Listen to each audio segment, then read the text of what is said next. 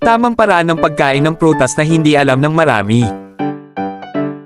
1. Pinyalisin ng itaas at ibaba. Hatiin sa gitna, at hiwain ng paalang at patayo ayon sa butil nito. Mas malinis at mas ligtas kainin. 2. Manggahiwain sa magkabilang gilid ng buto, kumuha ng baso at kayurin ang laman para makuha ang buong piraso ng walang nasasayang. 3. Pakwan hiwain sa gitna, baliktarin, tapos hiwain ng patayo. Ulitin ang proseso para makuha ang pinakamatamis na parte muna. 4. Honey melon alisin ang buto, hiwain ng patayo ng 2 beses, balatan, at hatiin ng pantay-pantay para sa mas malinis at masarap na pagkain. 5. Dragon fruit hiwain sa gitna, gumawa ng maliliit na 1 cm na parisukat, at dahan-daang pigain para lumabas ang laman. Siguradong papuri ka ni Mama.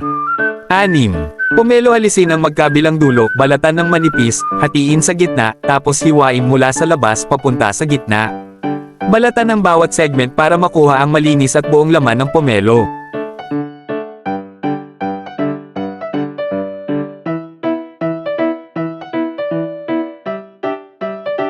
7. Orange alisin ang tuktok at ibaba, gumawa ng pahilis na hiwa. Ganito, hindi ka na maghuhugas ng mukha pagkatapos kumain. 8. Kiwi alisin ang magkabilang dulo, gumawa ng pahilis na hiwa, at gamitin ang kutsara para paikutin at makuha ang perpektong laman. Sundan ako para sa araw-araw na tips at tricks.